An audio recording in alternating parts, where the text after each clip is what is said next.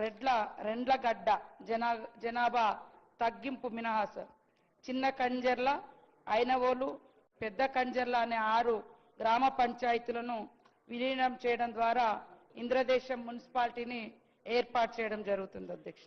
20 వార్డులతో జిన్నారం, కొడకంచి, ఓట్ల, శివనగర్, సోలక్పల్లి, నల్తూరు, రాళ్లకట్వ, ఆమ్డోర్, జంగంపేట, మంగంపేట అనే 10 గ్రామ పంచాయతీలను విలీనం చేయడం ద్వారా జిన్నారం మున్సిపాలిటీని ఏర్పాటు చేయాలన్నటువంటి ప్రతిపాదనలు ప్రభుత్వానికి అందాయి అధ్యక్ష.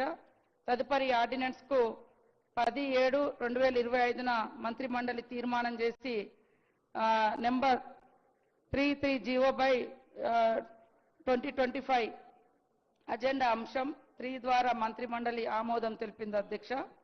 ఆ సమయంలో రాష్ట్ర శాసన మండలి సమావేశంలో లేనందున సభను వేసినందున ఈ విషయంలో అత్యవసరం ఉన్నందున సదరు నిర్ణయాన్ని వెనువెంటనే అమల్లోకి తేవాలని నిర్ణయించడమైంది అధ్యక్ష.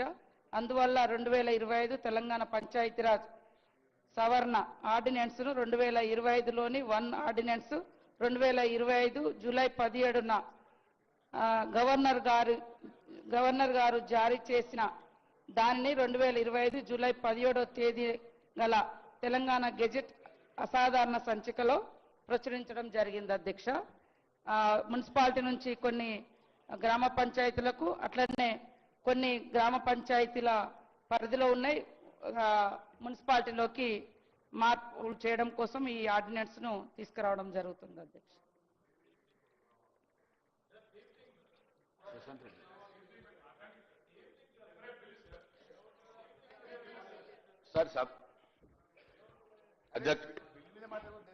అధ్యక్ష ధన్యవాదాలు. పంచాయతీరాజ్ శాఖ మంత్రి వర్యులు సీతక్క గారు కొన్ని గ్రామ పంచాయతీల్ని మున్సిపాలిటీలో విలీనం చేయడానికి ప్రతిపాదిస్తూ బిల్లు పెట్టినారు. దాన్ని సమర్థిస్తున్నాం అధ్యక్ష. కానీ ఇవాళ గ్రామ పంచాయతీల పరిస్థితి అధ్యక్ష ఇది మనందరికి సంబంధించిన విషయం, నా ఒక్కడిది కాదు, నా ఒక్క పార్టీది కాదు, రాష్ట్రం అంతటా కూడా సంబంధించిన విషయం. ఇది నేనేదో విమర్శ కోసం చెప్తలేను అధ్యక్ష. ఉన్న వాస్తవ పరిస్థితులు ప్రభుత్వం దృష్టికి తెచ్చి ఆ గ్రామ పంచాయతీల్లో అభివృద్ధి జరగటానికి దోహదం చేసేందుకు ఉపయోగపడుతుందనే ఉద్దేశంతో నేను కొన్ని విషయాలు తమరి ద్వారా మంత్రి గారి దృష్టికి తీసుకురాదలుచుకున్న అధ్యక్ష. మేము ప్రభుత్వంలో ఉన్నప్పుడు పల్లె ప్రగతి అనే కార్యక్రమం ఒకటి తీసుకున్నాం అధ్యక్ష, అందరికి తెలుసు. అయితే దేశంలోనే మొట్టమొదటిసారిగా కేసీఆర్ గారు గ్రామాల అభివృద్ధి చెందాలన్న ఉద్దేశంతో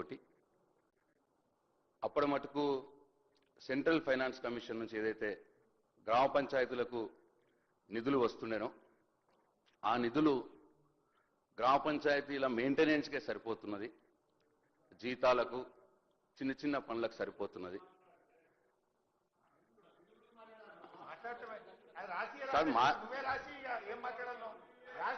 సార్ అధ్యక్ష ఆ నిధులు గ్రామ పంచాయతీల మెయింటెనెన్స్కే సరిపోతున్నది, అభివృద్ధికి నిధులు సరిపోవట్లేదన్న ఉద్దేశంతో సెంట్రల్ గవర్నమెంట్ నుంచి సెంట్రల్ ఫైనాన్స్ కమిషన్ ద్వారా ఎంతైతే నిధులు వస్తున్నాయో గ్రామ పంచాయతీకి దానికి ఈక్వల్ అమౌంట్ కేసీఆర్ గారు ఆ రోజు రాష్ట్ర ప్రభుత్వం నుంచి కూడా నిధులు సమకూర్చినారు అధ్యక్ష. సో దాంతో ఇది ఏదో నేను ఒక్కరిని చెప్తా కాదు అధ్యక్ష, గ్రామాల్లో అప్పుడు అభివృద్ధి జరిగింది అధ్యక్ష, బ్రహ్మాండమైన అభివృద్ధి జరిగింది. కానీ గత 20 నెలలుగా అధ్యక్ష 20 నెలలుగా గ్రామ పంచాయతీలో ఎన్నికలు జరగకపోవడం మూలంగా, గ్రామ పంచాయతీ కార్యవర్గం లేకపోవడం మూలంగా సెంట్రల్ ఫైనాన్స్ కమిషన్ నుంచి నిధులు రావట్లేదు అధ్యక్ష. దాంతోపాటు రాష్ట్ర ప్రభుత్వం నుంచి కూడా నిధులు సరిగా రావట్లేదు అధ్యక్ష. దీనివల్ల ఇవాళ గ్రామ పంచాయతీల్లో అభివృద్ధి కుంటుపడిపోవడమే కాదు, ఇవాళ ఎటువంటి పరిస్థితి ఉన్నదంటే అధ్యక్ష, ఆ రోజు కేసీఆర్ గారు గ్రామ పంచాయతీల్లో చెత్తను తీయటానికి ట్రాక్టర్లు సమకూర్చినారు. సార్ చెప్పనియండి సార్, ఏం సార్ ఇది నేను ఏమంటున్నా సార్ నేనేమన్నా ఏమన్నా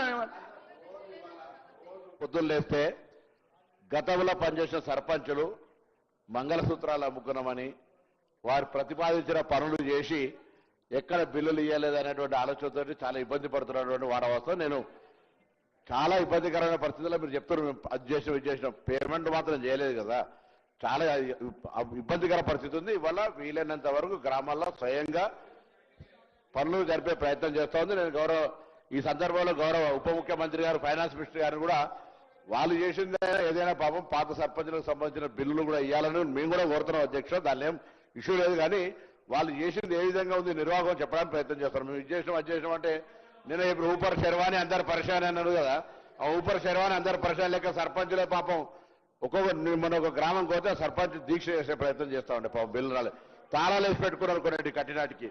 వీళ్ళ పరిస్థితి ఆ విధమైన